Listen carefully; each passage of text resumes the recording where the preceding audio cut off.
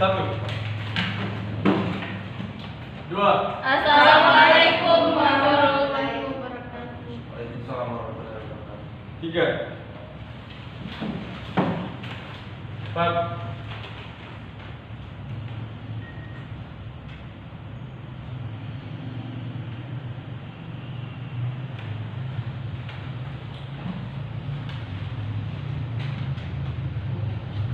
Sebelum kita memulai pembelajaran, saya ingin setiap siswa menyiapkan alat tulis dan alat merapikan tempat duduknya. Apakah pada hari ini ada yang tidak hadir? Ada Pak.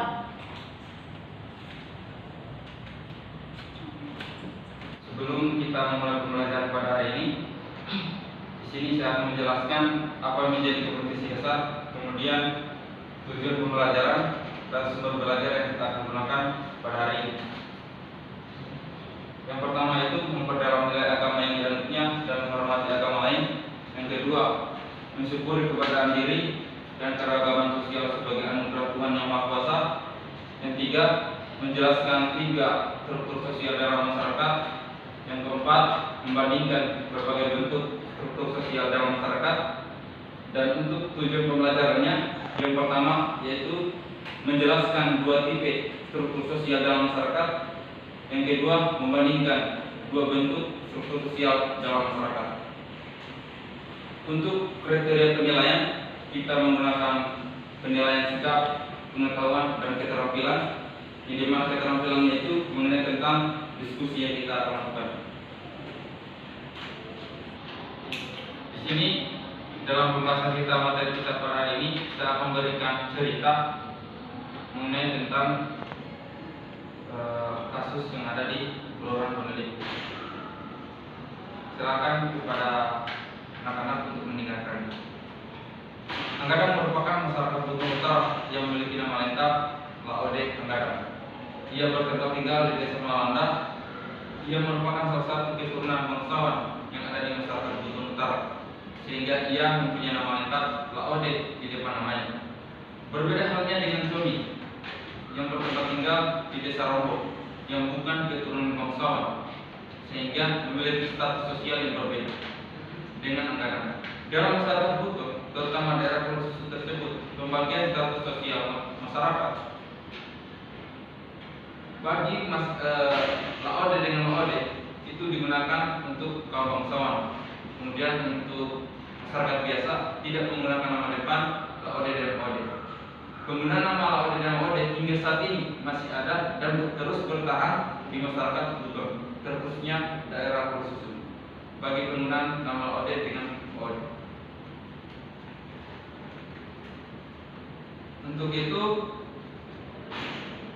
dari cerita yang saya berikan tadi, apa yang terlintas dalam pikiran kalian untuk kita kelas sekarang? Dari yang telah Bapak ceritakan tadi, saya bisa menangkap yaitu cerita tentang status sosial dalam masyarakat.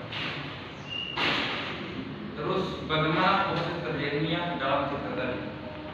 Adapun proses terjadinya itu adanya pembagian status sosial yang ada di masyarakat, khususnya di Kelurahan Peneliti. Untuk semuanya, apakah dari cerita tadi, apakah kamu pernah mengalaminya atau tidak? Karena Di sini dalam pembelajaran kita akan melakukan pembagian kelompok yang dimana yaitu sesuai dengan kelompok yang kita telah bagi minggu lalu. Untuk itu saya persilakan kepada siswa sesuai atau duduk sesuai dengan kelompoknya masing-masing.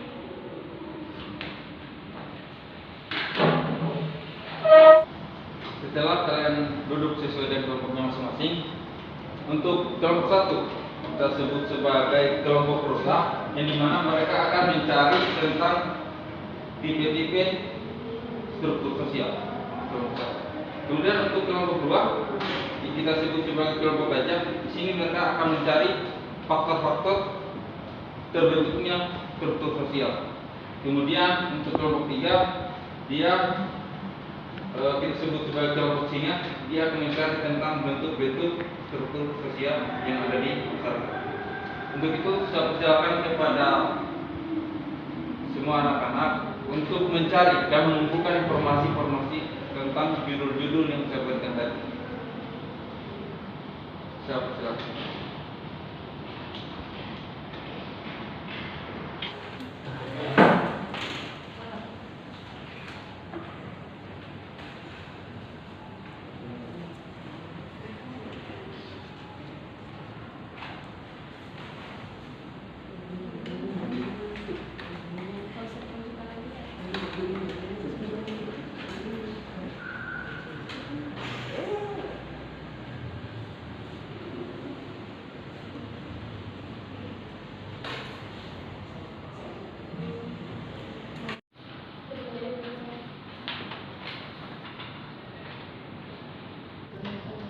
Untuk kelompok 3, saya persilakan untuk mempresentasikan hasil diskusi.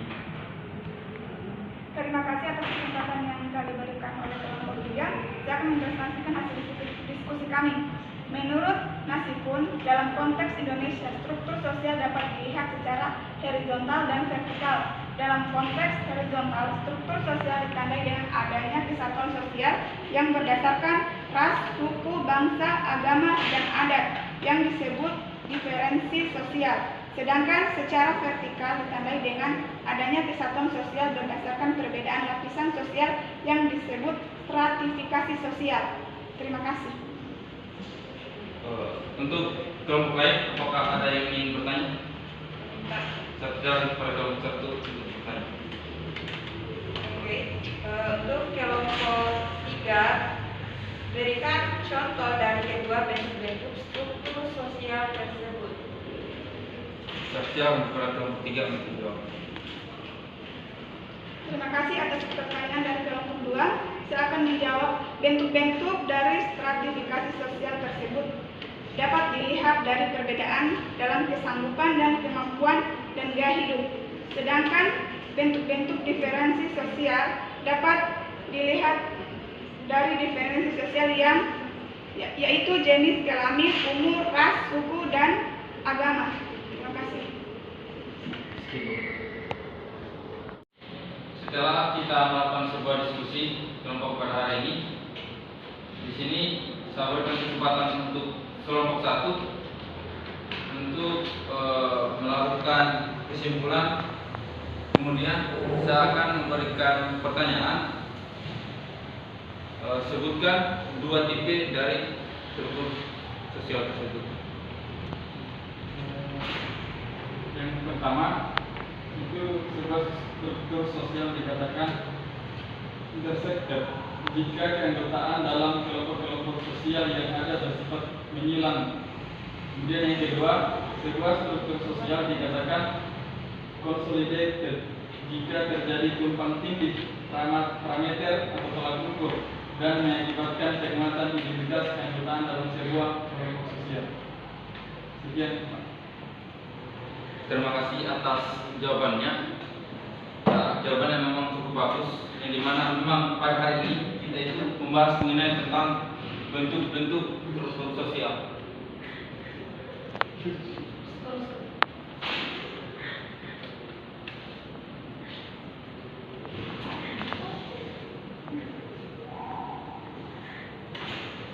Untuk itu, dalam kali ini bentuk-bentuk struktur sosial tersebut yaitu terbagi menjadi 2, yaitu stratifikasi dan diferensiasi sosial, yang dimana stratifikasi sosial itu adalah sebuah kelas dari, bisa kita lihat secara vertikal, dari yang terendah hingga yang tertinggi, dari kelas yang rendah ke kelas yang tertinggi.